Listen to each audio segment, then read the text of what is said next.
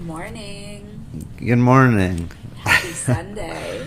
Good morning and hello, everybody. And by everybody, I mean maybe 5 people or perhaps 6 people. We actually haven't sent this out to anybody yet, so at this point it's just you and I talking about it. But either way, it's a nice Sunday morning in Toronto, and we're both off this weekend, which has been really, really nice.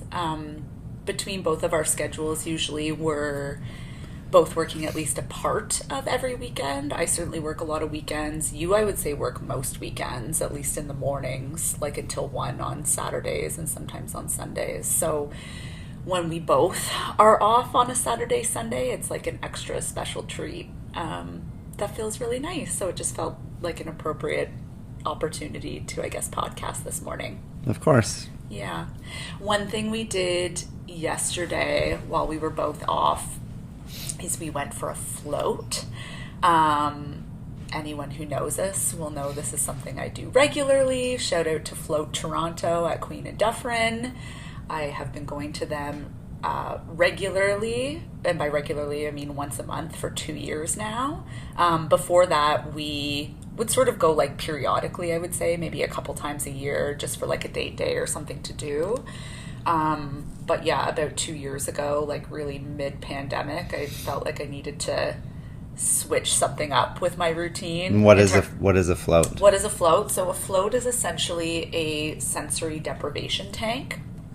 So essentially you will go into a room, there's like a shower in there, a little bench, it's very like dimly lit, and then off to the side of the room there's this giant, like, for lack of a better word, it looks like a whale egg. it's like a elevator, kind of capsule. Big. A capsule is a good word for it. It's definitely not a coffin. Think about more of like an elevator coffin size. Is very ominous, but so it's a big capsule, and you go in for an hour most of the time. There are opportunities to go for like an hour and a half to 2 hours, but most sessions are an hour.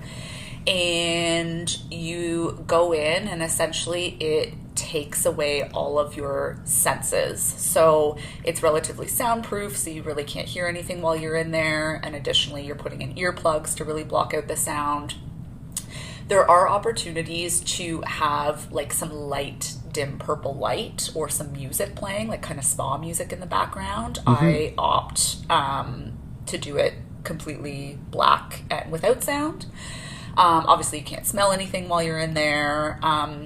The water is set to within 2 degrees of body temperature. So when you're in there completely still over the duration of an hour, what it's supposed to do is essentially confuse your sensory receptors. So when the temperature of the external is so close to your body temperature, it sort of like confuses those receptors. So you have this feeling of like not really knowing where your body ends and the water begins. Mm-hmm. It takes away that kinesthetic sense. Yeah, exactly. And then essentially while you're in there for an hour without any distractions, you just have the ability to really chime into what's going on in that big, beautiful brain of yours. And your body. Yeah, absolutely. Did you mention that you're actually floating in like 10 inches of water because of the salt? Did you mention any of the salt? I did not, no. So yeah, I should mention while you're in there literally floating, I forget the actual concentration of salt, but it's like a ridiculously high salt concentration. Mm-hmm. So while you're in there, it's not like your ass is hitting the bottom of the tank or anything like that. You're completely buoyant. So that also helps to the sort of like help you achieve that feeling of disconnect from your body, but it's also really, really nice if you have any body aches and pains because it allows you to be fully supported by the water and just letting your muscles completely relax. Yeah, which is the biggest thing. That's what you'll probably notice the most in like the first like 5 minutes or so is when there's no resistance from the ground or the couch or a chair. You're like back in the womb, and you start to notice what, shoulder is still holding on, if your diaphragm is short and shallow, if you're like holding on to one muscle in particular, and now you have the opportunity to really address it and let it go. Right. Well, it helps you become aware of where your weight actually falls or where your tension normally sits. Like if you, you know, women in particular, if you're used to like sitting in a chair with one leg always crossed over the other leg instead of mixing it up, you're probably going to have some imbalances on that one side. I'm saying that as I'm sitting here cross-legged on the leg that I normally sit it on, and my left side gets a little bit janky because of that. Yeah. So I always find when I go into the tank, you can literally feel like throbbing or pulsation on that left side, that left lower back in particular. So it just sort of, it makes you aware of everything. It makes you aware of what's going on in your body. But if there is something going on in that brain that you don't want to address, or you know you need to address but you've been avoiding, when you sort of take away the distraction of, never mind phones and all, I mean you're in there without any kind of like technology or being able to talk to anybody, of course, but you're also taking away the distraction of just life, right, of like not being able to visually see other people, not hear other things, letting those things distract you. It sort of strips away your environment so that you're just in touch with yourself. And when you're in touch with yourself, there's opportunity to really investigate what's going on in there. And if there's things that haven't been being addressed, that's sort of the time to investigate it. So and so we went for a float yesterday. That's why people are terrified of it sometimes, and that's where the, you know, looking for any kind of eject button to say why they can't do it. Oh, yeah. It's like, well, the biggest one is I'm claustrophobic, right? Sure. So to that, really think every place will be different, but for this place on Queen and Dufferin, if you think about a like Fabutan or a tanning salon where it's like you have your own room, and then in that room is like that tanning bed. Now, if you replace that tanning bed with a literal, 8 by 7 size, like elevator type capsule. Yeah. Like when you stand up at the start and the finish, like I can stand up there completely unobstructed. You can stand up fully. So yeah, I would say it's probably 8 by 6 or 7 feet. And when you lie down in it, if you reach your arms all the way to the left and the right, you can kind of barely touch the walls. And if you reach all the way above and below you, unless you're above like 6 feet, you're not being able to touch your toes and your fingers at the same time. Right.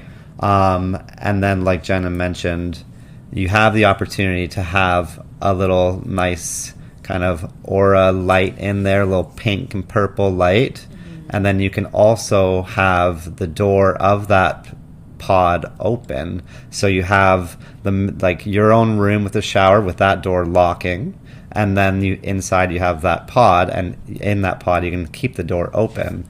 So there's no, in theory, take away that claustrophobic feeling. And then as you get more and more comfortable, it's like, okay, let's keep the door open, but let's turn the light off. Or let's keep the light on, but close. Or turn the light off, but we'll keep the sound on. Like you can sort of regulate like anything, you can regulate your own experience. But and then, so once you get past that, I think we're just going to be talking about I know, we were doing this as a segue into today's topic, but this is, I mean, I'm so passionate about floating, we could easily do a whole other episode on this. Yeah, we'll do 2 episodes today. But, so if you get past that claustrophobic eject button, or that kind of excuse of why you can't do it, then you get on to perhaps germs. People bring up germs, like, well, there's other people, how do they clean it? Well, there is a filtration system connected to each pod, where once you get out, you're showering before and after, like I said, and you do it naked. That you don't have to, but if you really want to take away that kinesthetic sense, just so your bathing suit isn't touching your skin, you have more of that opportunity to quote unquote confuse those sensory receptors. So you shower before and after, and there is that filtration system that runs for about 15 minutes after each person. So all that water gets pulled out with fresh ones coming, fresh like salted water coming back in. And to that, you're kind of just asking like, well, I'm sure you go into hot tubs with people before. And does your germ kind of radar go off with that? I'm sure you... Johnny's just taking away any excuses you could possibly have before you even thought about going in the tank or had the opportunity to come up with excuses for yourself. Yeah, but that's what people will do. Literally, I've tried to give these away for Christmas gifts, and I have people, it's like 2 years later, and they still haven't used them. And I hear all these excuses and reasons why. So a reason why to do it, as Jenna talked about, first off, magnesium, getting that magnesium through the skin transfer, very, very great for your overall health and like relaxation and recovery in your muscles. Transdermal absorption. Like we talked about, if you're just floating there and you get to let your muscles relax, you really start to realize any tight points and like crampy spots. If you think of a guitar, that maybe one of those strings is kind of like stuck or wrapped around another, that's what you'll really notice in the tank. Where like, oh, I'm holding on to something, and it's usually going to be in your stomach or your jaw or your butt or your shoulder. Those are the big areas. So lots of great physical stuff. Even if your brain, you say that you're a terrible meditator, we won't call you out on that right now. But even if you're not doing it for the mental and the mind benefits, the physical benefits are great.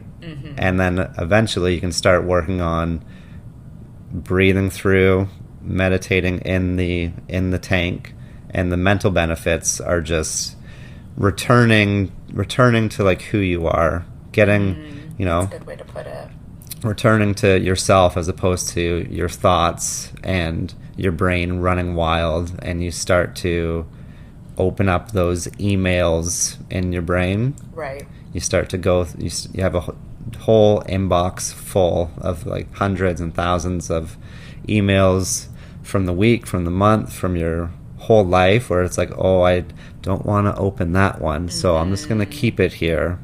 And I still know it's in that inbox, and I know it's kind of messing up my whole email system, but I don't want to open it. And then eventually in that tank, you start to go through those emails with your brain, address them, breathe through them, and returning to like who you are. Yeah. The email analogy has been a really powerful one for me that you've taught me. So I have a regular practice that I go through, or I'll sort of follow the same schema every time that I go into the tank. I do this a lot in my meditation at home as well. And again, I feel like we're getting off track from the initial topic, but we're literally going to do two today, so that's fine.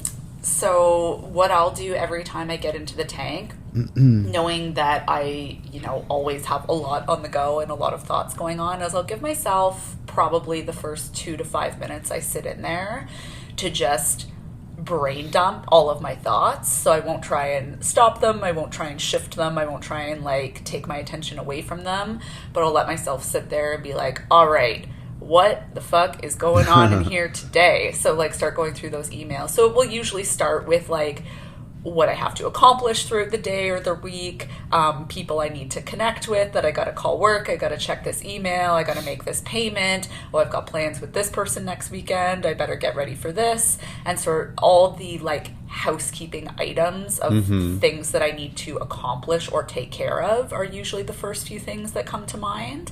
And so I'll literally just let my mind run through all of those things. And then once those things have been exhausted, I'm like, okay, now those things may and probably will come up again over the course of my hour in here, or hour and a half. I have floated for 90 minutes before in the past. When they come up, There's nothing that I can do about them right now. I'm not making any phone calls while I'm in the tank. I'm not answering any emails. I'm not driving to work. I don't have to pick up this from the grocery store. Whatever I've gone through on my list, it doesn't have to be taken care of right now.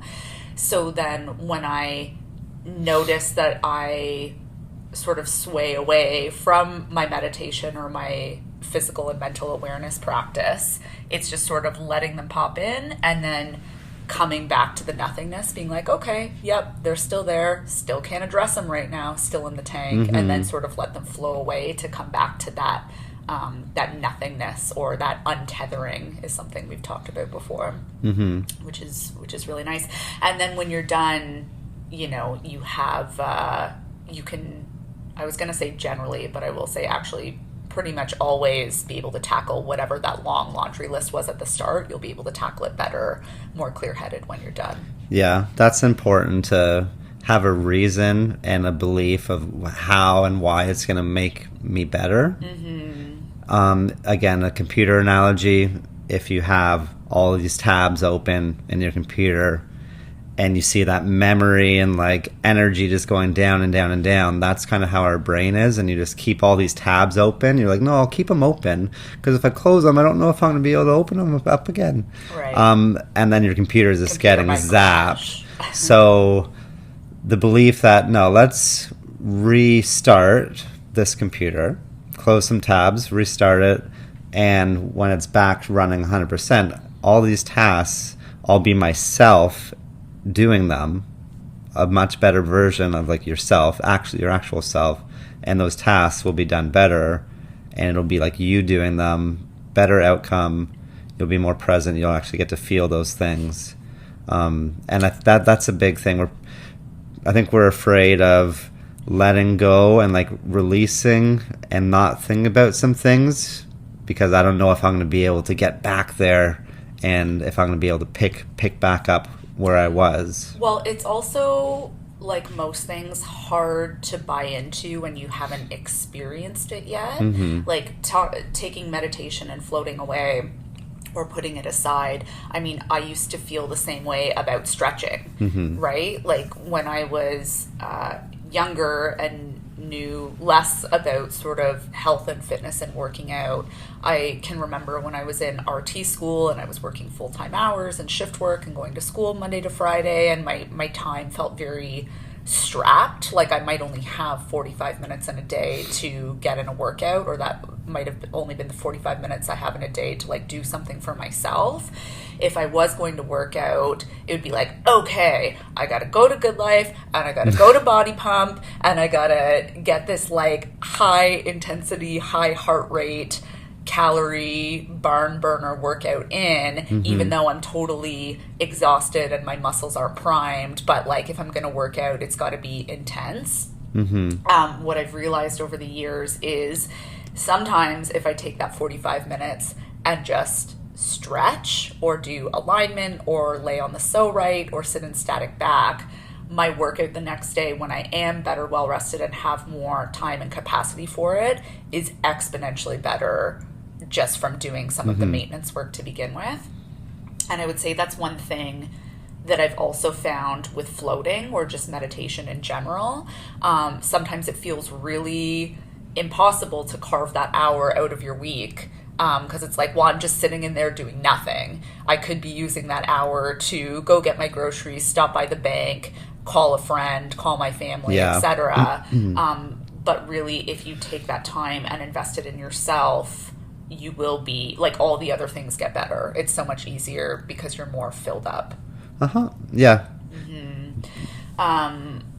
Anyways, that was a 20-minute tangent, but the reason we started talking about opening with floating to begin with is like I said, up until a few years ago, we would sort of do it periodically, maybe a few times a year. At Christmas, Float Toronto always has the, like, buy 2 floats for the price of one, essentially. $99. Yeah, $99. So we would give it to each other for Christmas gifts, or you've bought it for clients and things like that in the past. Typically a float there is like $60 now, I think. Yeah, I think the prices have gone up a little bit now over the last year. Hashtag inflation. But like definitely much less than a massage. They're probably like Yes. half as much as a massage.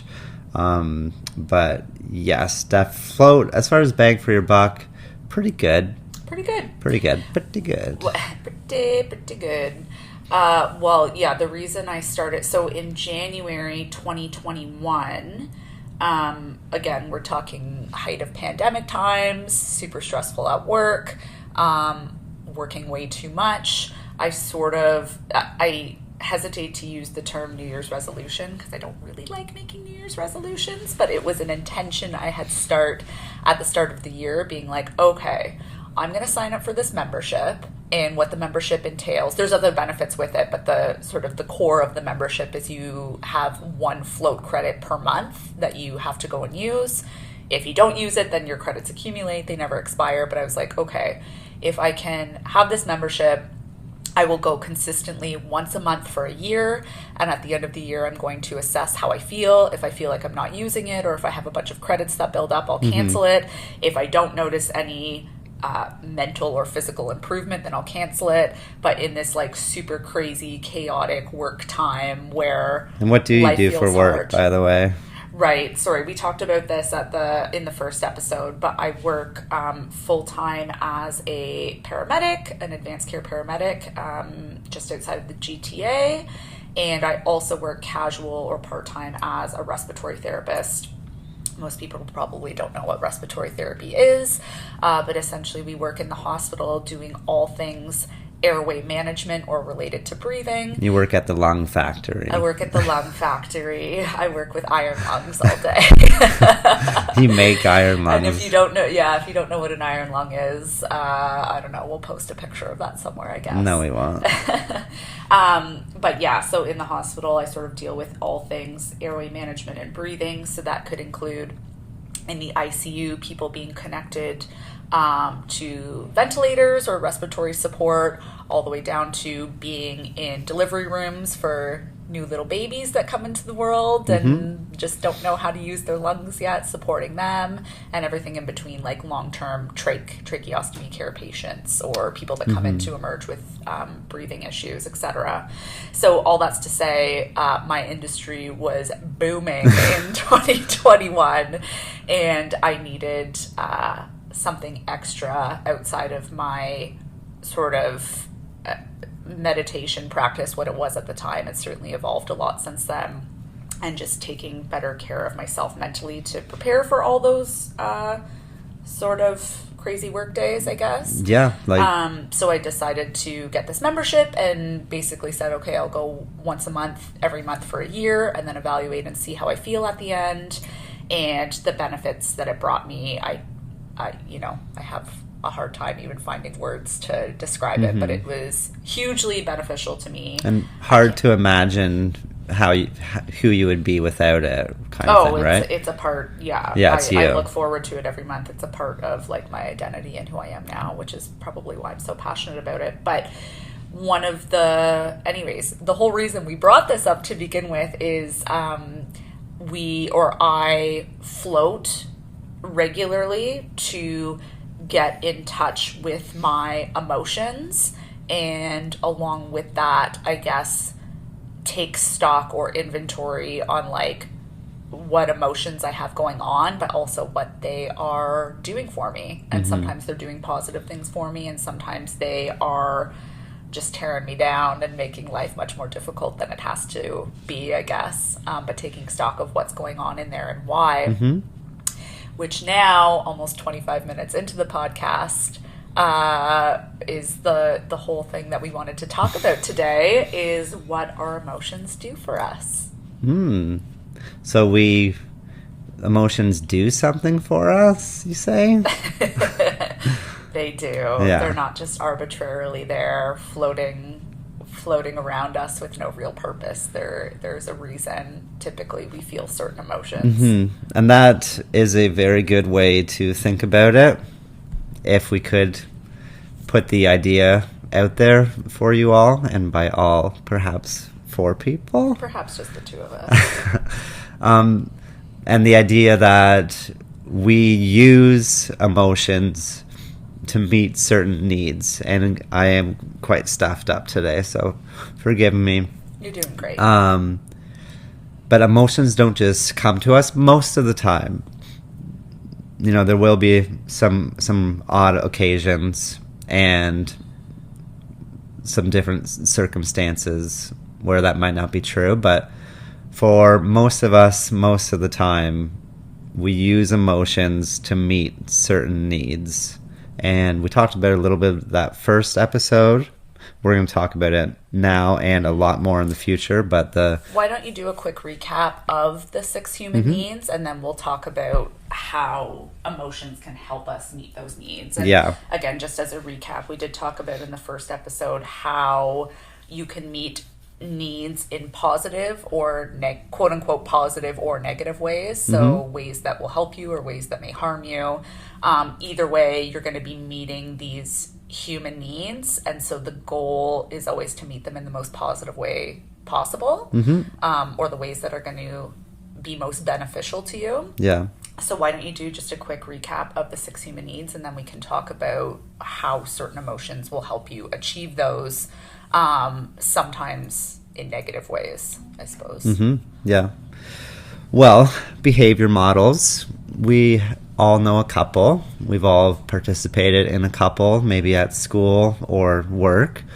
And most of us have encountered Maslow's hierarchy of needs, which is kind of like that pyramid, which starts with food and like water just to keep your body alive. Then it gets survival needs. Yeah, then it gets to like those psychological needs of like safety and connection and purpose and all that stuff. That's a behavior model. I think it's definitely true in a lot of situations. Tony Robbins, I think a lot of us recognize that name, but he created a bit of more magnified and updated version of that, in my opinion, and it's called the 6 human needs. And it has to do with all of us humans have 6 needs, psychological needs and physical needs. A lot of them merge together, that are driving us at every single moment. And they're it's our blueprint. It's in our instruction manual. We're going to talk about them almost probably every couple episodes. They'll come up because, in my opinion, that's one of the most important things to know, the 6 human needs model. And there's certainty. That is one. The need to be sure, to be certain, to know it's something that's going to happen, what something means. You have enough food in the fridge. You have a roof over your head. If you don't have those things, you're still going to meet certainty in one way. Maybe that's just through smoking nonstop cigarettes, having something to do every single minute. You can meet it. Predictable. Smoking cigarettes. We need these things. They're not wants. They're needs. So you're already doing this stuff. You're already doing these things, whether you just heard about this or not. So certainty is that first one. We need a base level of certainty, or else that's all we're going to be fixating over. If your health starts to go down and you start trying to combat an illness or a disease, that's a big loss in certainty. Chances are that's all you're going to be thinking about. It's all you're going to be desiring, is getting that certainty back. Number 2 is variety, also known as uncertainty. So that's a change, spice to life, and embarking on different things, different states of mind, different TV shows, talking to different people, going to different places, different aspects of your job, not just doing the same thing over and over and over. You're going to need to get your variety some way. And for a lot of people, like the lowest rung of getting variety could just be going through your phone constantly, different Instagram pages, TikTok, God help you pages, and different Uber Eats, or buying different things online. Those are ways to meet it. Obviously, you don't want to only meet it in those ways. So there's 2. Significance. Significance can be number 3. It's to feel different, special, good at something, important. Your life has meaning. You have something to offer, something that makes you different than others. We all need these things. How you meet significance can vary in a lot of different ways. There's empowering ways, and maybe there's disempowering ways where if I knock somebody else down, if I knock their building down, my building seems a whole lot taller. So that's a way people can get significance in a disempowering way. You're going to get this no matter what. Hopefully you can diversify your portfolio, your needs portfolio in good ways. And then the 4th is connection/love. So connecting with others, whether that's, through a conversation, feeling with others, or physical touch, or you can also connect with yourself through emotions like sadness or depression, or kind of staying in your head all day and just feeling for yourself. So those are the first 4 that you're going to meet no matter what. These first 4 are the needs of the personality. You're going to be meeting those in some way no matter what, even if you didn't know about this model or not. And then the last 2, these are not involuntary. You actually have to seek these out. And these last 2 will equal happiness and fulfillment. These are the 2 that you need in order to have sustained long-term happiness and fulfillment, and that is contribution. Contribution is number 5. Contributing beyond yourself, where it's not just your family, like your immediate family, but feel like you're doing something for the greater good, and it's not just for monetary reasons. You're volunteering, you're giving to charity. Something that you do is helping others. You maybe buy somebody a coffee in line behind you, and then it's a drive-through, so they're never going to meet you, never going to see. But that contribution feeling, that is huge. And the last one is growth. Growth is number 6. To be growing and expanding in some aspects of your life. That doesn't have to be career, that doesn't have to be family, that doesn't have to be in your physical body where you're losing body fat and getting muscle and looking better and better. It has to be something to give you that mental energy where you're improving in some aspect and growing in some aspect. And that, if you can meet those last 2, contribution and growth, chances are burnout will never happen. You'll always have that high kind of mental energy, that zest for life. When you're feeling like you are growing and expanding in some aspect, you have that kind of desire and zest, and contributing, your life kind of has a purpose and a reason to get up in the morning. And those are the 6. Those are the 6. Quick, not the quickest recap, but a recap nonetheless. So going back to emotions, and we should, one thing I'd like to preface before we dive into it is emotions are normal. We should feel emotions. If you're feeling emotions, whether they are on the positive side of emotions or the negative side of emotions, it's all good. We're human. You should be feeling things.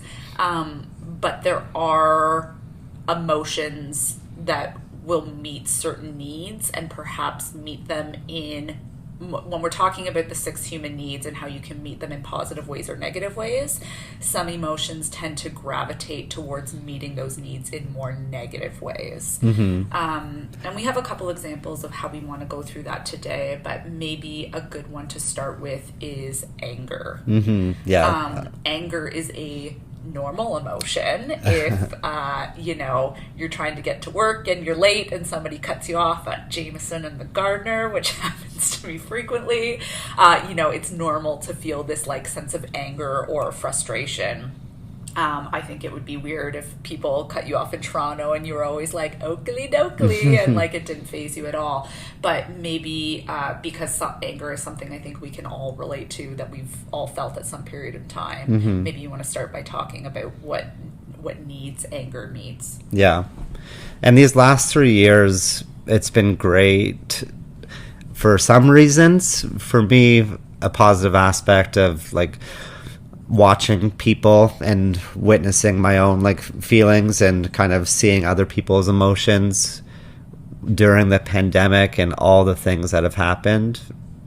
This 6 human needs model has become even like more true in my eyes, because you can understand and predict how people are going to react or respond just based on what needs they're lacking and what ones they're going after. So for me, I know that I've experienced more anger over the last few years. Not like acting out anger, but just like angry at certain like policies, and not necessarily even governmental officials, but more so like policies. There's definitely been people that have, been very angry at certain officials. Sure. But tell us about why you think you felt right. anger. Well, because our certainty was taken away. Right. And our certainty gas tank took a huge hit. Mm-hmm. Whether it starts kind of with the fear of COVID. And like, am I going to be okay? What does this mean? What's going to be happen? Okay? Yeah, so like a huge demand for certainty there. Is my wife going to be okay when she goes to work? Yeah, not so much thinking about that. But as like a whole population, our certainty took a huge hit. So when certainty goes down, what's an emotion that I can use to get it back? Well, that's anger. Right. And why? So how does that work? Why anger? Right. Mm-hmm. Well, and another good example is of death. Right. How come death tears families apart?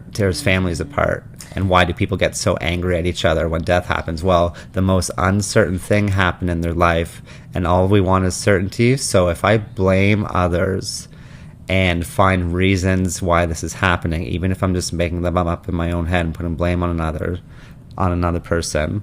When I get angry, I also kind of feel like energetic and charged up, like I have control again. Well, and it makes me feel like I have an answer, right? If somebody else is wrong, that must mean that I'm right. Yes.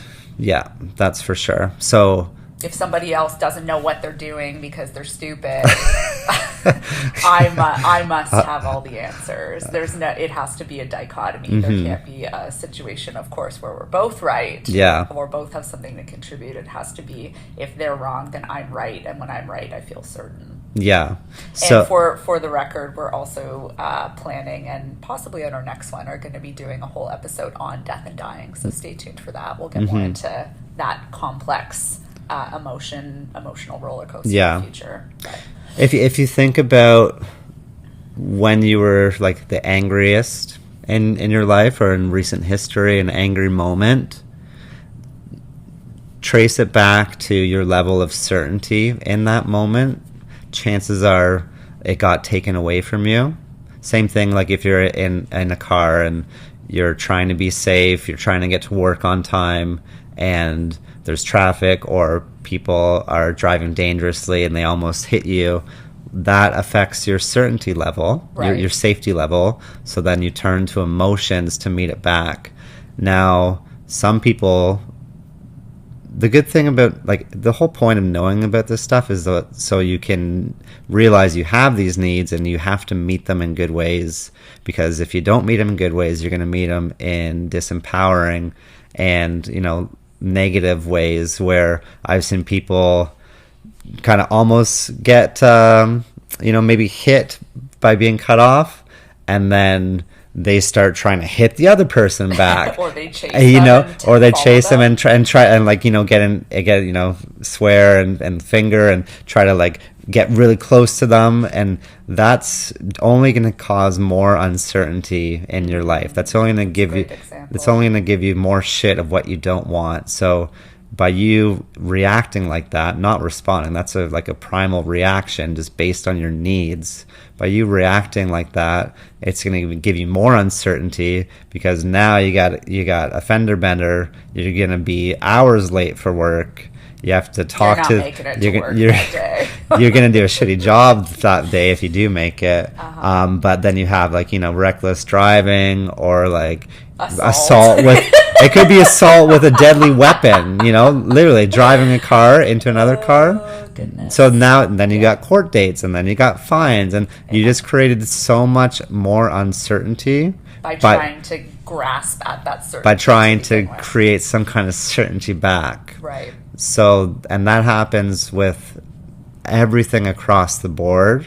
That happen. You can get that from cigarettes, where maybe anytime you get in a stressed out situation, you got to have this thing that you go to that gives you like a little safety blanket, and then that creates. Let me finish. I'm sorry. And then that creates maybe some long-term health problems, which will be huge uncertainties. So let's meet these needs in the best ways as often as possible, and that way, when those needs do take hits, when your certainty does get taken away from you from a pandemic or from a health scare or from losing your job, you're going to have other things to fall back on in that well-diversified certainty portfolio, variety portfolio, significance portfolio. If I'm only getting my significance from how I look and in my body, it's like, oh, this makes me different. This makes me feel special.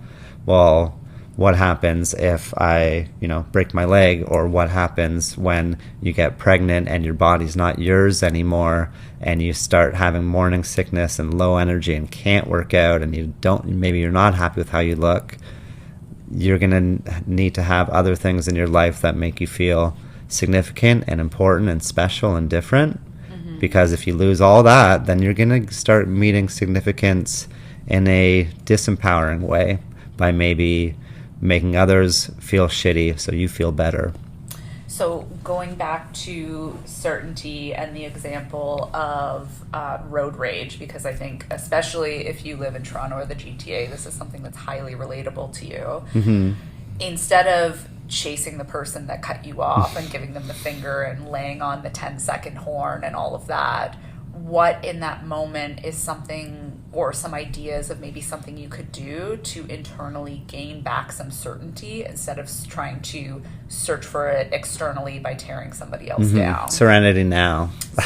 Serenity now. Serenity now. Yeah, but no, seriously, this is good stuff to talk about, right? Because as we talk about meeting needs in positive and negative ways, I think it's really easy to identify how we do meet them negatively. Maybe our default is to go to someplace more negative, because that's almost easier in the moment to do. Low-hanging fruit. So as you start to incorporate these human needs into your life and recognize them for what they are, and honestly, I'm telling you, once you see them, you can't unsee them. What I think it's valuable to also discuss some strategies of what you can do to exchange those behaviors instead. Yeah. So what's another positive either action or thought pattern or something you could do when you feel that urge to rear end the person that almost rear end you and fucking ruin their day just to get some certainty back in your day? What's something else you could do to replace that? Yeah.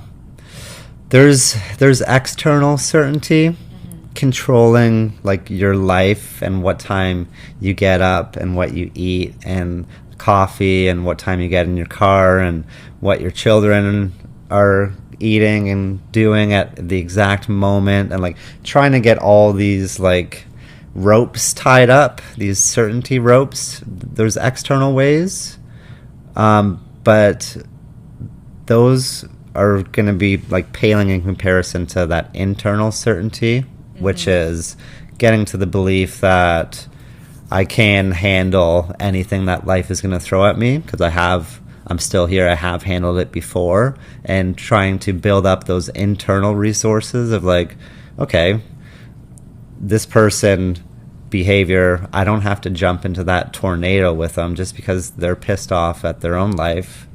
And even knowing about this, why you do things and what things mean, the 6 human needs model, that gives you certainty.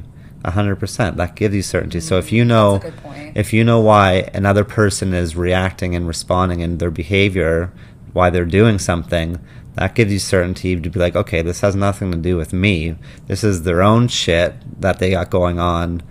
I'm, able to control my own behavior and responses. I have an understanding of what's going on, and just the understanding of that in and of itself will give you some certainty over the situation. Yeah, that's kind That's a of, good that's point. an interesting loop, right? It's like, okay, if with religion too, right? That's a big certainty filler for a lot of people.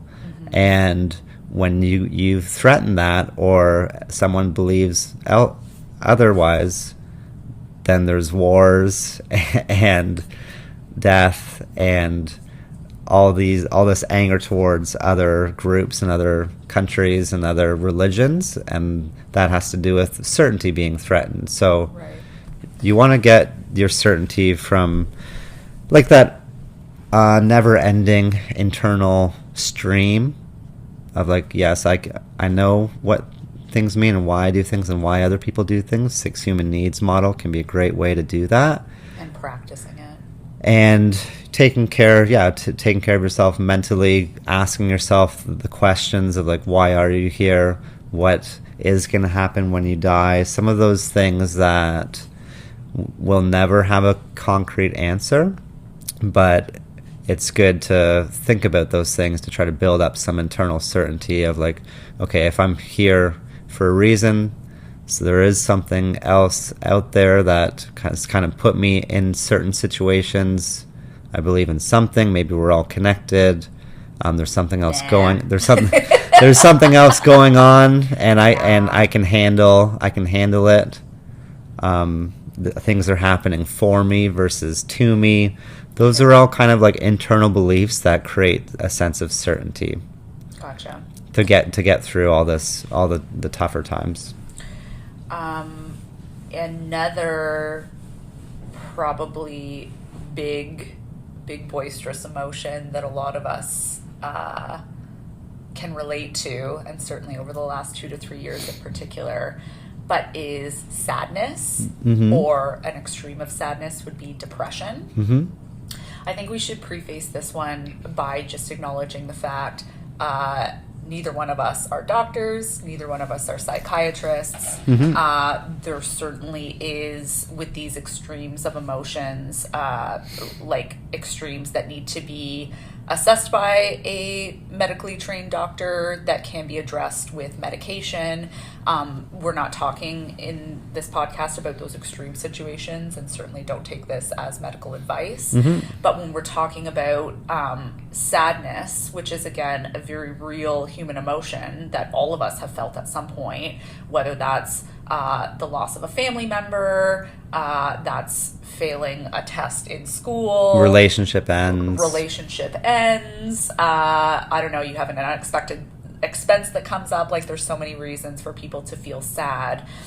And I think a lot of the time people will also turn sadness that is a regular emotion into, well, I'm depressed. And that's not to take away from actual clinical depression. Again, that's a situation that needs to be addressed by a psychologist or psychiatrist. There may be very good reason to go on prescription medications for, but we're talking about the situations where it's almost one of those like overused terms of, well, I feel sad, ergo I am depressed. And I think it's important to sort of tease apart or differentiate the two. But we'll talk about maybe how sadness is an emotion that people go to and why, and what human needs that means. Yeah. Sadness, depression, like you mentioned, like if you can look at this for the majority of these are emotions, not talking about like bipolar and schizophrenia or like any of the diagnosed like serious medical condition. We're not talking about those. Yeah. So I saw just like 10-11 days ago this survey.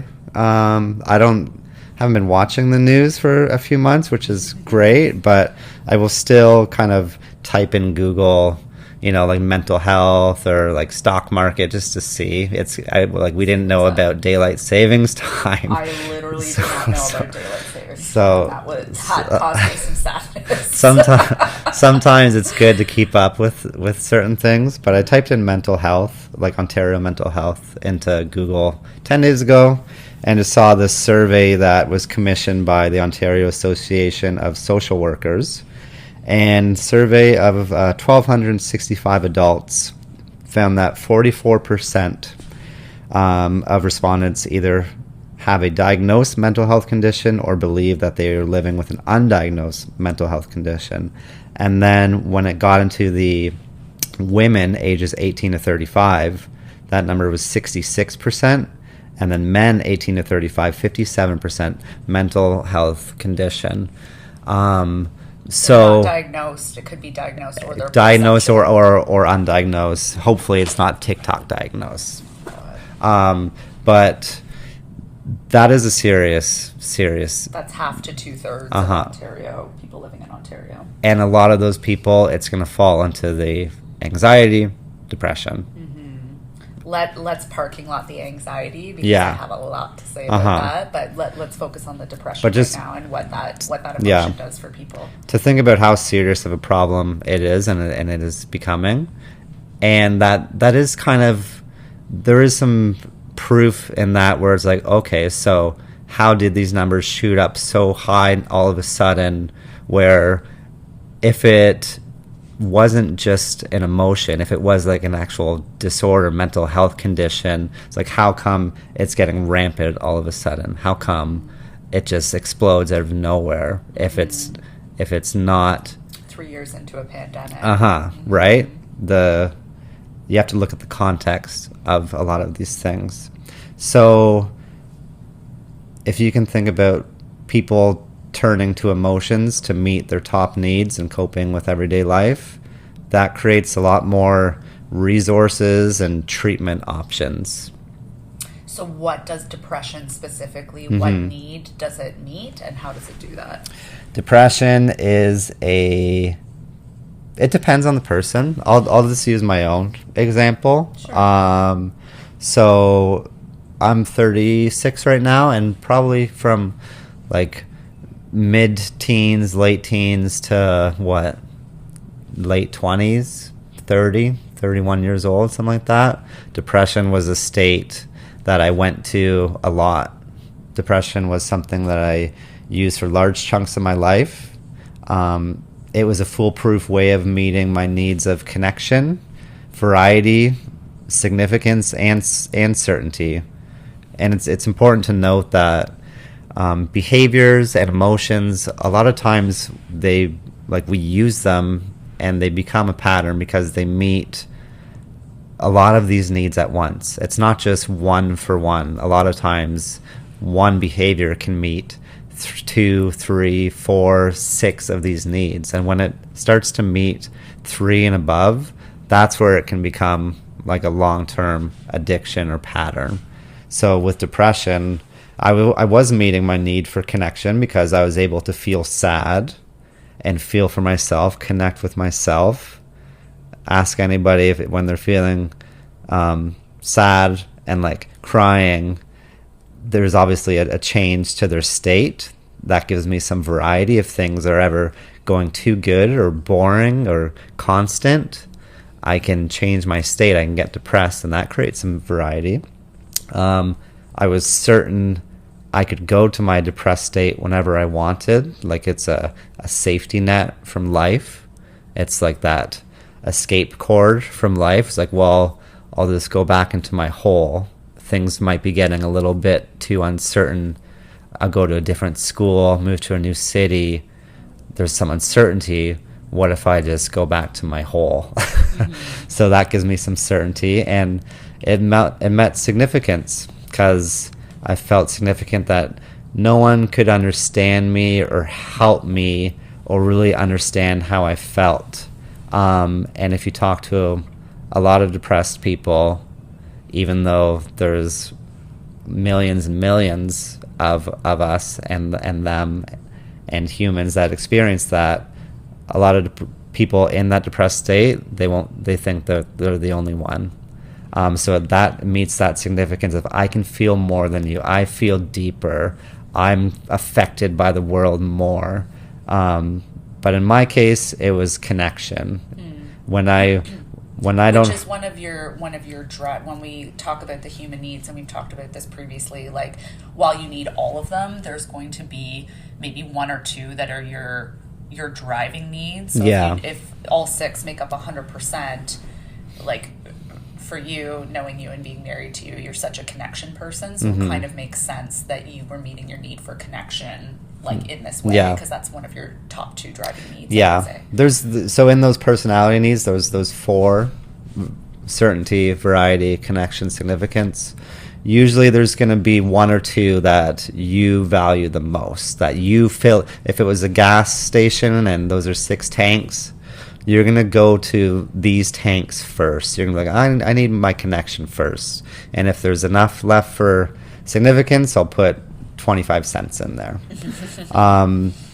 So that's a perfect example of, okay, if we can think about depression as an emotion that we go to meet needs, you know how much kind of a way out of that, a light at the end of the tunnel, a treatment option and resources there are, versus like, you have this thing and it's part of you and it needs to be, it's going to be something part of you forever. Because we don't do that with anger typically, right? We don't say like, oh, I have anger.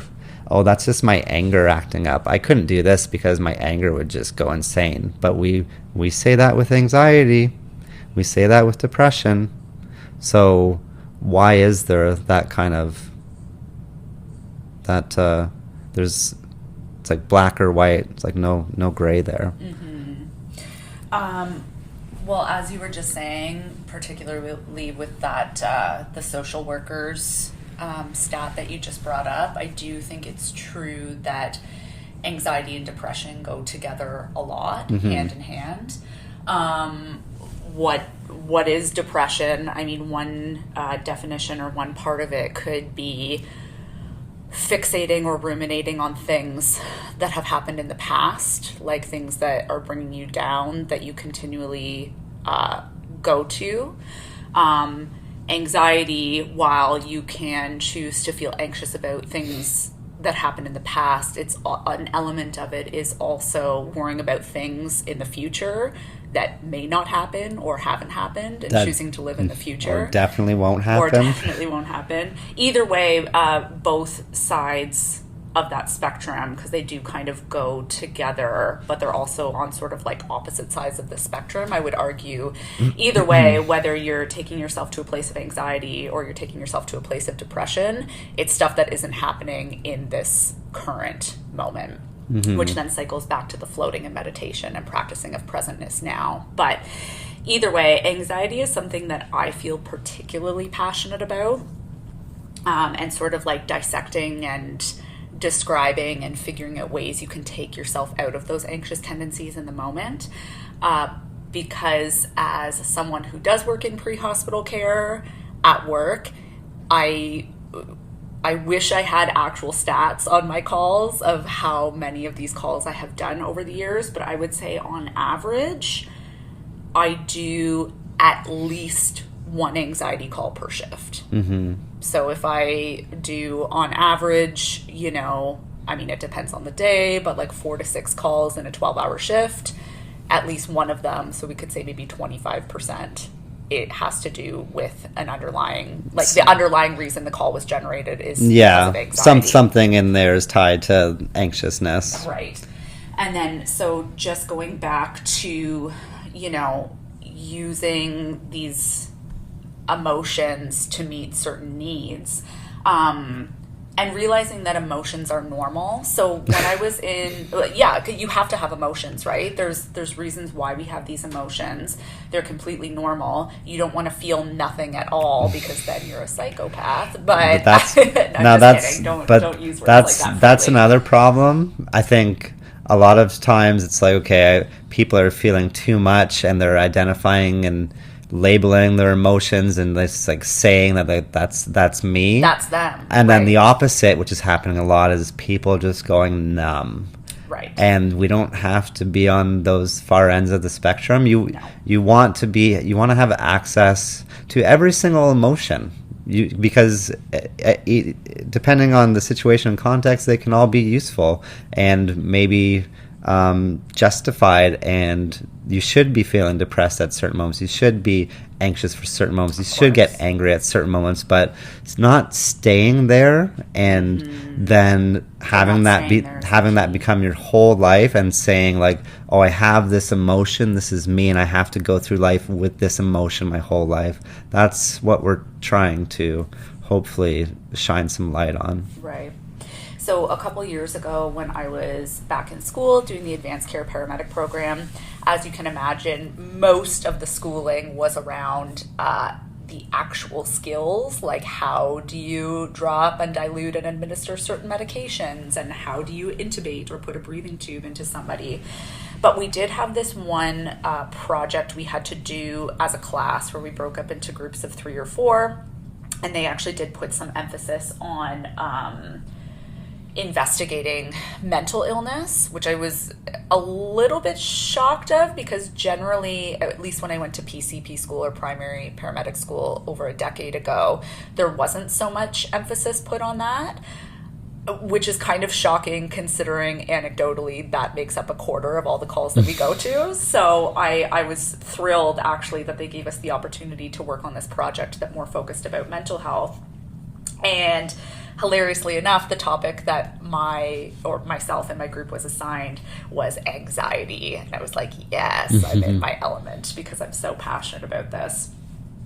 So at that time, while I was doing some research for this project, I didn't read the book in its entirety, but I read a part of it as I was, sort of preparing slides for a presentation by someone named Joel Paris. The name of the book is Overdiagnosis in Psychiatry: How Modern Psychiatry Lost Its Way While Creating a Diagnosis for All of Life's Misfortunes. And I think just the title of the book in and of itself sort of encapsulates what we're talking about, about how not everything has to have this clinical diagnosis. We should feel emotions. Emotions are normal. If you are feeling upset because you had a family member die, that is a normal reaction to that life circumstance. You don't then need to go to a family physician and get diagnosed with depression because you're having a normal emotional reaction to this particular life event. But anyways, in sort of like the preamble or the introduction of this book, what he goes on to say is, when does sadness turn into depression, particularly when life stressors such as grief, job loss, breakups of intimate relations that would upset almost anyone are present? When should anxiety and worry justify diagnosis if there is something real to worry about? At what point is substance use an addiction? This is a radical expansion of medicine, and the resulting overdiagnosis reflect a number of factors, including the wish of physicians to expand their domain, the wish of patients to find help for suffering, and the massive propaganda from the pharmaceutical industry. So you can tear apart a lot of things in there, including, pharmaceutical industry, we won't even get into that. That's like a whole other 3-part series. But it's sort of this unfortunate synergy where sometimes patients will go to doctors because they want an answer. Why do I feel like this? It's uncomfortable to feel like this. How do I get out of this? And then doctors, family physicians in particular, who maybe also don't have like the background in mental health training, are then like, oh, this sounds like depression, I'm going to prescribe you this medication, when really, how nice would it be if we could be supported by our healthcare system and people just knowing more about emotions and being like, oh, your grandmother just died and you have felt sad for 2 weeks? That sounds like a pretty normal emotion. Let's give you some strategies of how we can sort of help you regulate that instead of just putting you on medication. But with respect to anxiety, again, feeling anxious is a normal emotion. There are times where you should feel anxious. If you have a massive end-of-term project that you've had 3 months to complete and you're doing it the night before because you didn't do it, or you put it on the back burner for 3 months and now you're feeling stressed, you should feel anxious about that. Like a lot of the times we're feeling anxious, I think it's because, or not a lot of the times, but at least a part of the time we're feeling anxious, I think it's because we know that there's something in there that we need to address, or that we haven't done, or we've been putting on the back burner, and now it comes out as an emotion of anxiety, right? It's the same like we were talking about in the float tank to begin with. That's why I like to give myself that like 2 to 5 minutes to go through everything that I might have to do. Perhaps those are feelings of anxiety, of like things that are popping up in my email inbox that I know I need to address. I haven't addressed them yet, so they make me feel a little bit anxious. So like, yeah, that example about school is like a normal feeling. Like you should feel stressed about that, right? My health is suffering. I'm morbidly obese. I am now having hypertension, I'm having palpitations, I'm having heart problems. All this is making me feel anxious. Well, you should feel anxious. Like your health and your well-being is on the line. You know there's things you need to do, like changing your diet, reducing your salt intake, drinking more water, being more physically active. You're not doing those things. Now you're having adverse health effects. It's making you feel anxious. Well, you should feel anxious. That's almost like a protective mechanism of I should address these things so that I can change them and I don't feel that way, right? So anxiety is actually adaptive. We, from an evolutionary perspective, it's something that we need. Back in the day, we would feel anxious if we would feel like we were being hunted by, I don't know, whatever the fuck was hunting. Yeah, like whatever was hunting people back in the day. People hunting, yeah. Yeah, exactly. Like you should feel anxious. And it's really interesting. There's this part in the brain called the amygdala, which if you're picturing yourself right now, it's sort of like right in the center, right in the base of your brain. Like if you follow your tongue along your hard palate and the top of your tongue and you go due north, it's sort of right in the center there. And this is often considered the part of our brain that is our like fight or flight center, I guess, for lack of a better word. It's where this quote unquote anxiety comes from. It's where our stress comes from. Interestingly enough, there's also some components of memory they found now through studies that come in there. So it's like, do we get anxious based on like certain memories that we feel, right? Yeah.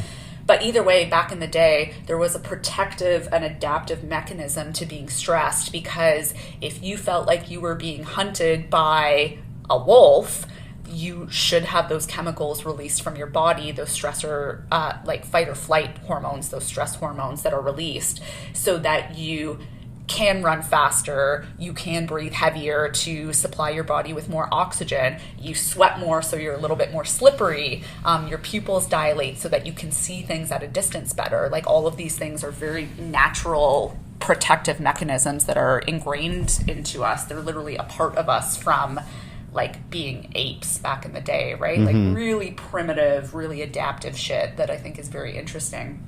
The problem is now, as we have evolved, and in most places of the world, certainly not here in Toronto, we don't have wolves chasing us. We don't have this like constant threat to physical harm. Our bodies haven't also adapted to modify this stress response in the same way. So you can't, there's not like levels to this where it's just like, oh, I'm feeling a little bit anxious about not finishing this school project.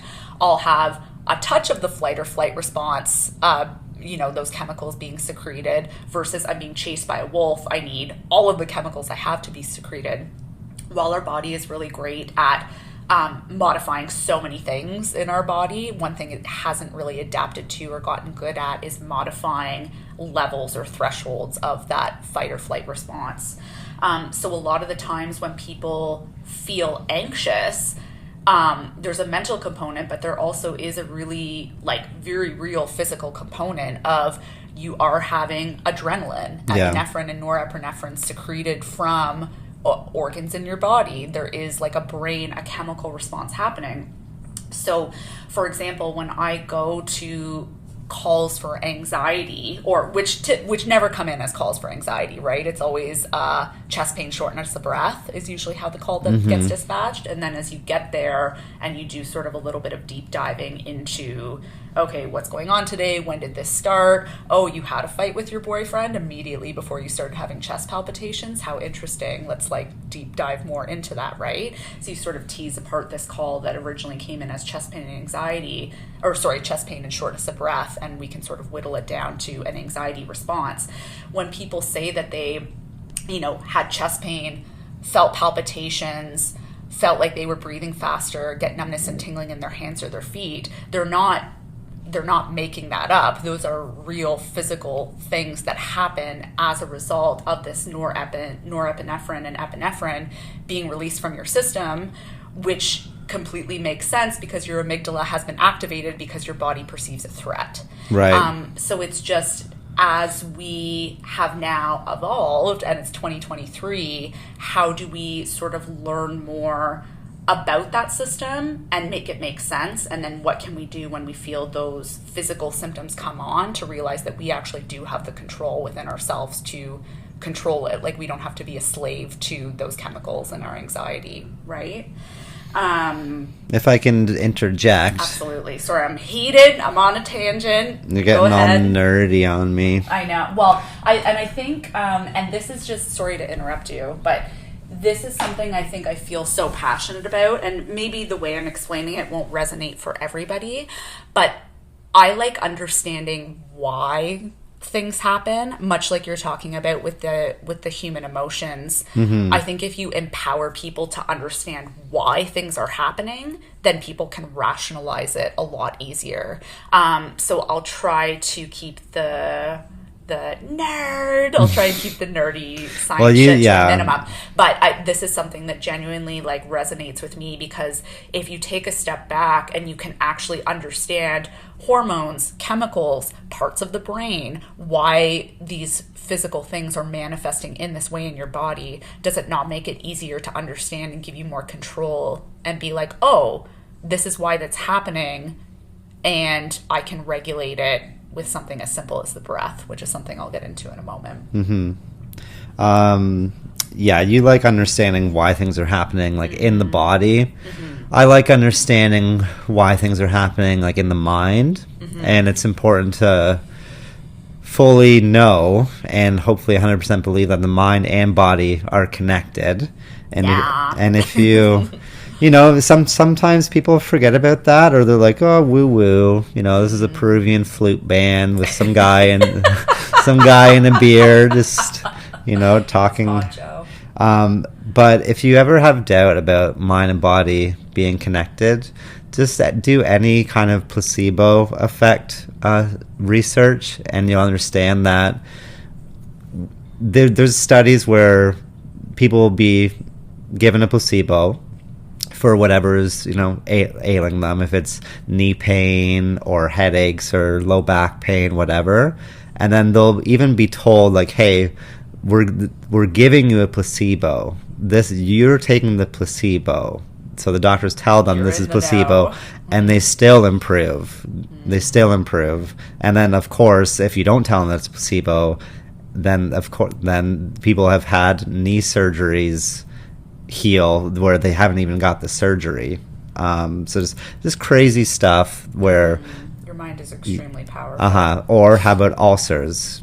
That happens from outside stressors in your world of just, you're a lawyer or you're running tight on money and constant stress, and that takes a toll on your body. Mind and body is connected, and just the way that you're talking about, like, evolutionary traits and how we were doing this for good reasons back in the day.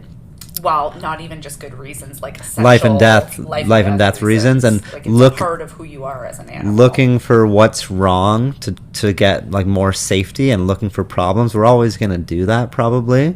But assessing threats. But now, in this day and age, you have so much more access to what's wrong and problems, and you're just having so much in your feed where it's just like problem and future and problem on the other side of the world that may or may not affect you, probably won't.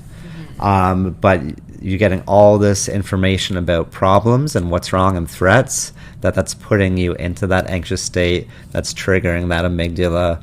You're releasing hormones, and that's just like that loop and that infinity symbol where now that's why it has gotten more and more prevalent as you have noticed the last... It literally is a loop. So yeah. This is what I go through. I sort of have my spiel at this point in time in my career that I go through when I go to these types of calls.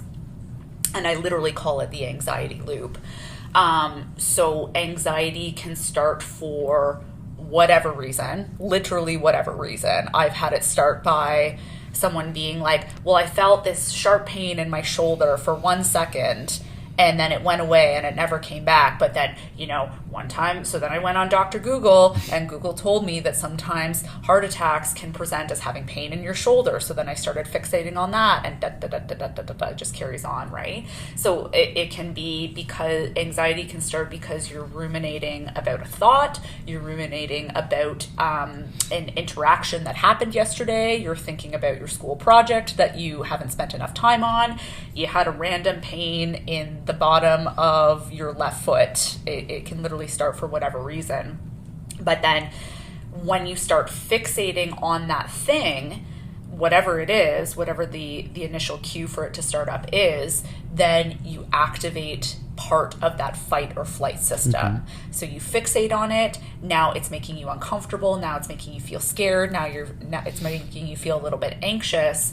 As soon as you start to feel fearful of it, boom, immediately you're secreting those stress hormones, part of that fight or flight response. And inherently, when those stress response hormones get released, you will have an increase to your heart rate. You will have an increase to your blood pressure. You will have a slight elevation of your respiratory rate, because that is literally what those chemicals are designed in your body to do, to prepare you to either fight off a wolf or flee away from it. Not relevant anymore, but that's just chemicals doing what chemicals are going to do. It's not specific to you, it's in all of us, and that's just literally what evolutionary wise they've been designed to do. Okay, so now you have this increase in heart rate. You start to be aware that your heart rate is a little bit elevated. Then you fixate on that. Oh my God, my heart rate's going up. I'm going to have a stroke. Something is wrong. You fixate on it even more. Well, what happens? More and more of your stress responses get activated, more hormones get secreted, and it literally becomes this cycle until you're in a full-blown panic attack where you're hyperventilating, breathing shallow breaths at 40 breaths a minute, you're flushed because your blood pressure's up, you're legitimately having palpitations because you've increased your heart rate from the stress response, and you don't know how to get yourself out of it, so you call 911. Most of the times I walk in the door to these calls, what people ask for is, one, am I going to be okay? They want reassurance that everything is going to be okay. And two, they ask if I can give them a medication to make it go away. That's a common another theme I hear is, I want you to make it go away. Give me something to make it go away. Give them a lobotomy. Yeah. And how I always respond in these types of calls is I try to give them back some certainty, some control by reassuring them there is no medication I have in my bag, in my roster of skill sets that I can do for you. You are in complete control. You can control all of this with your breath. And I usually will do breathing exercises with them just because deep breathing feels really good. But also I like giving them back a sense of power and control, knowing that they really do have the ability within themselves to control what's going on. The interesting thing about controlling the breath is if we consider all the normal vital signs you would take on a call or like on admission to a hospital or something like that, what do we check? We check blood pressure, heart rate, respiratory rate, temperature, and your SpO2 level, which is essentially a measure of the oxygen that's in your blood. I would argue that of all those things, of those 5 vital signs, the breath is the only vital sign that you have the ability to immediately control. So And like you can control it in terms of like you can take control of it in that moment. So you probably have some ability to regulate your heart rate just by, if you really focus on it and think about it, you could probably bump it up a couple points, or you could probably bump it down a couple points. Same with your blood pressure. But realistically, to make it go extremes in any direction, you would have to do some sort of intervention, whether that's like something physical, like going for a run, doing a workout, thinking about something stressful to activate those fight or flight hormones to make yourself go into it. But something, you sort of have to activate something else for those vital signs to increase or decrease and for something to happen. Breath, breath is really interesting and like honestly pretty fucking cool, because while your body will do it for you inherently, so if you choose not to take a breath for a prolonged period of time, there is going to become a point where your carbon dioxide levels go up high enough and your body will sort of take over. But outside of that, you really do have the control. Like if I wanted to right now, I could just start hyperventilating because my brain is going to tell me that that's a thing I can do, or I can hold my breath and stop breathing for a period of time, right? So breath is really the one thing that you have absolute ultimate control over in that moment. And it's also the most powerful for controlling something like anxiety. So the metaphor for that would be commercial airline. It's on autopilot, but you can also turn off autopilot and take control of it. And that's the only thing in your body that you can do that for, like, I would argue, consistently, yes. Right? So if you think about it, it's always going to be on autopilot and you can take control of it. And it's the one thing among, well, there's numerous things, but in my opinion, it's the most commonly shitty thing in most people. Most of our breathing. It's most easily accessible to change too. People just have to learn how to take control of it. Most people's breathing is quite shallow and no diaphragm movement and expansion, and pretty awful in my opinion. Right. So back to this cycle of anxiety. Now you're in this anxious cycle for whatever reason. Your heart rate's up, your blood pressure's up, your breathing is up, right? Because remember another part of this fight or flight response is you have to breathe faster to get more oxygen into your system, to your muscles, to either be able to fight off this wolf or to run away. So your breathing is naturally elevated. What happens when you breathe hard enough, fast enough, deep enough for a prolonged period of time is it will actually change the chemistry of your blood. So without getting into, again, too much science nerd shit about like arterial blood gases, the two main things we look at, so you have a pH associated with your blood, so a measure of acid and base, if you go back to like grade 10 chemistry, right? No, thank you. And then within that, you also have oxygen levels and carbon dioxide levels. Those are sort of the two main things we look at when you take a sample of blood. So if you breathe fast enough for long enough, you'll actually blow off more of your CO2. So you'll have it go more towards a basic level if you look at that scale. And that can make you feel things like headache, dizziness, a wooziness, a lightheadedness. And if you do it for long enough, it can actually cause physical manifestations like cramping in your hands and your feet. We call it carpal pedal spasms. You can make the tiny muscles in your hands and your feet cramp up. And so the key is you have to re-regulate that breath, bring it back to within a normal level. I mean, for most adults, it's say between like 12 to 20 breaths a minute is considered normal. And I always like to use the rule of thumb with people that you have to keep that sustained normal breathing rate for 20 minutes. 20 minutes comes, again, scientifically. I remember when I was in RT school, if you have somebody who's on a ventilator and you make some changes to their ventilation and then you draw a blood gas, you won't start to see changes, like if the changes you've made are actually beneficial and effective for that patient, until about 20 minutes. Now, doesn't directly translate to somebody who's not on a ventilator, but I like to use the 20 minutes for that reason. And also because I feel like if you can get somebody to really take charge of their breathing and be within that normal breathing pattern for 20 minutes, it's safe to say you've kind of got them out of like the worst of that sort of anxious state. I'll also always tell people, I frame it up exactly in that way. I try to leave out the science stuff, but I say we need to do this for 20 minutes. As soon as you start hyperventilating again, the clock stops and we have to start for 20 minutes over. So it's also just a nice guideline for, if you can get somebody to consistently do that for 20 minutes, I feel like that's a good time frame to consider we're sort of out of the woods of like starting to decrease those fight or flight stress hormones. Right. But yeah, so the breath, you can literally control much of this anxiety just by controlling the breath.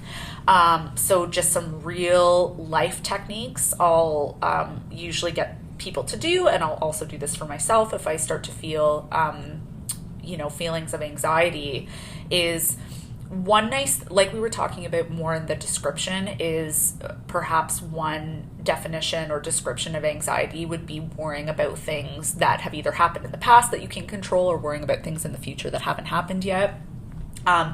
One good technique in terms of grounding to get people to do is focusing on things that are happening in the here and now.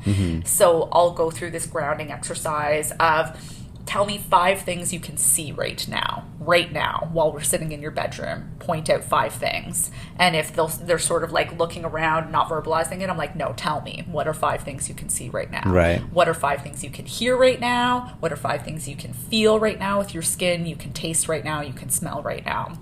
And even just getting people to ground in that moment of presentness, at least temporarily, takes them out of the worrying about what's going to happen tomorrow or the breakup that happened 2 weeks ago or whatever the case is. And then I really like to give them some tools, just simple breathwork tools. Again, A, because it helps get them out of the moment, but B, these are also tools they can carry with them just going future that are super effective, don't cost anything. You don't have to rely on any tools or equipment or other people to do.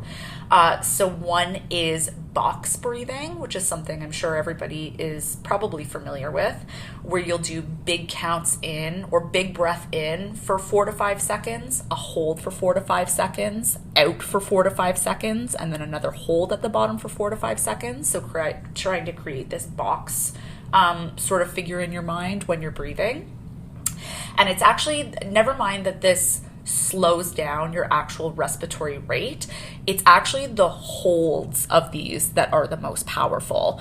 Because if you're asking somebody to hold their breath for 5 seconds, then they're inherently not going to be able to get back into that fast respiratory rate pattern. And as soon as so I'll usually get people to do this for 10 breaths. And I always say, I'm like, I can guarantee you almost with 100% certainty, if you can do this and really dial in and do it for 10 really good breaths, you will at least start to feel better. So as long as you can get them to buy into those first 10 breaths, the rest of it usually gets a little bit easier.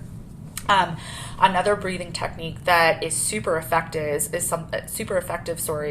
something called alternative nostril breathing. And I know this is something that you have gotten into a lot over the last year or so, including taping up one of your nostrils when you go to sleep and then leaving the tape on the bed, which irritates me a lot. But that's a whole. It's hard to do with the stuffed nose because they'll just suffocate. Absolutely. But one thing, so essentially how you'll do the nostril breathing is if you make almost like a surfer dude, hang 10. Your sort thumbs of out and your pinkies out. Yeah, exactly. So what you would do is cover one of your nostrils, probably your right one, with your, I guess if you're using your right hand. Depends on your hand. Yeah, depending. So if you make a hang 10 emoji sign with your right hand, and you use your thumb to cover your right nostril, and you breathe into your left nostril, again, you could do it for a count of 4 or 5, then use your pinky to then cover your left nostril and breathe out your right nostril. So you exhale. So exhale through your right nostril. Now, while your left nostril is still covered, you're going to breathe in through your right nostril, put your thumb back on it, exhale through your left, and you alternate in that way. That's also a really calming way to breathe.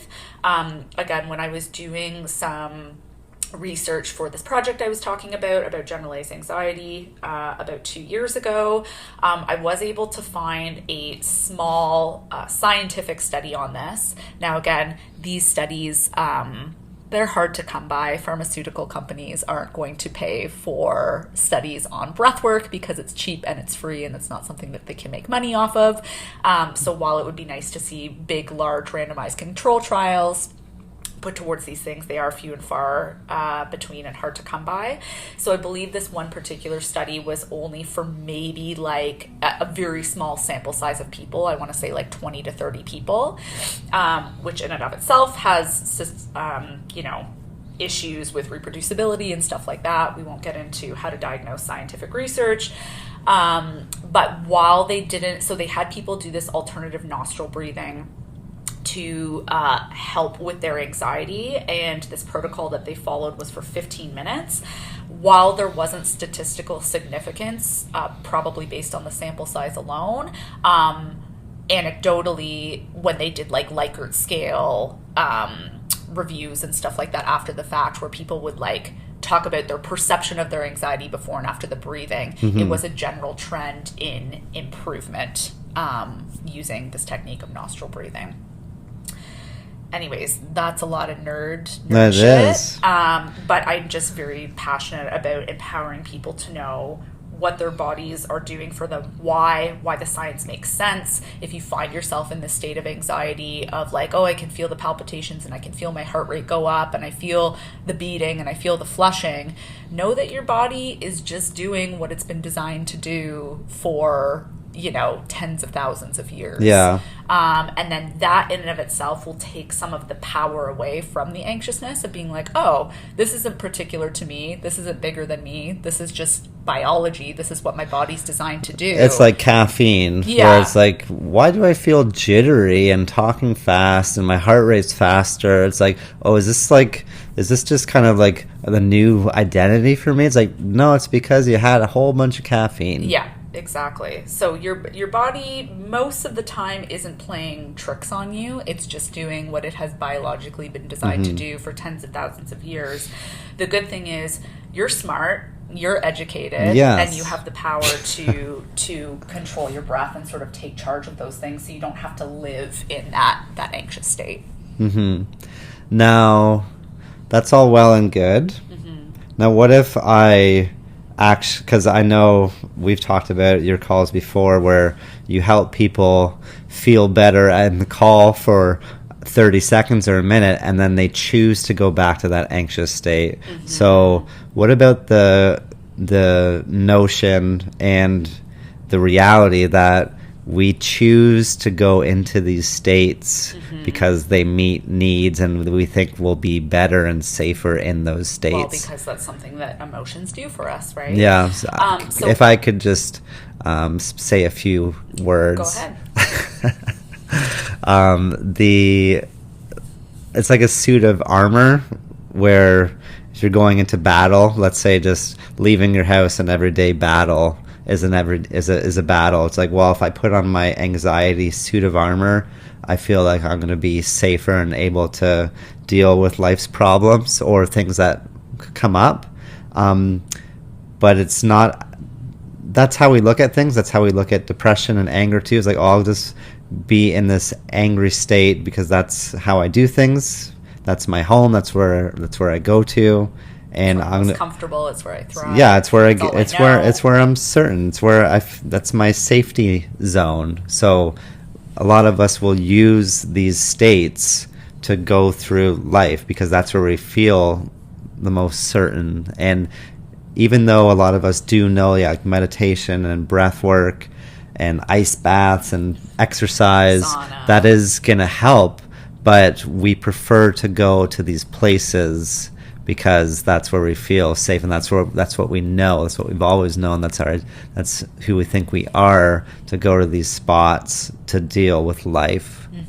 That's really important to know, because everything else can be physiology and tools and understanding and tricks and hacks. But if you can really understand that you're doing this as a choice to go through life where you feel the most safe, to be in this state, to feel depressed, to go through life, everything else will just be like a tool or a hack. But you have to realize that, no, I don't want to stay in this state to go through life. I'm able to choose a better one and not have to put on this supposed suit of armor to go through life, because it doesn't really have much protection at all. And you know why they don't use armor anymore? Why is that? Besides like it weighing like hundreds of pounds and stuff, Right. and you can't see anything, and it was only to protect you from swords. Shankings.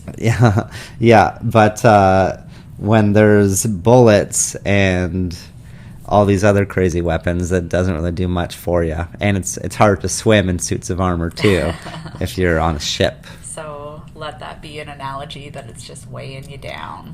You think it's making you safer and you're going to be able to do things better. It's like when you're going on a trip and you're at the airport. It's like, oh, I have to be in an anxious state at the airport because that's the only way I'm going to get through this. So that's a really like telltale sign of like, yeah, you're doing this because you think it's going to help get you through. Right. Anyways, I think that's a good place to end, where we have, talked about some empowering things today, that you don't have to be a slave to your emotions. You can recognize and practice different human needs and know that you are in control of them. Just being aware of the human needs can give you some more certainty to begin with. And then if you do find yourself particularly in that anxiety loop or anxious state, hopefully, even though it is a bit nerdy, you have some better understanding about why your body is actually doing that, the physiology and the biology behind why that's happening. That in and of itself can be empowering, just so you know what's going on. And then maybe you'll try out some breathwork or grounding techniques to help get you out of it. Yeah, absolutely. Believing that you're not your emotions. You're using emotions to meet needs, and that we all do. So that kind of takes the personal sting out of certain things. If somebody's angry at you or behaving in a way that you don't understand, understanding the 6 human needs model can definitely help feeling less personally attacked and be less hurt by those things, if you know why the other person's doing their behaviors. And yeah, we can end it at that. I do have a website. It's torontoperformancecoaching.com, and that's my life coaching business, my behavior coaching business, which has a lot of these topics and blogs, and that's where you can find our podcast too. But you're already listening to it, so you don't have to find it. But yeah, that's it for us for today. It's a long one. The long one. Okay, be emotionally well, everyone. Bye-bye.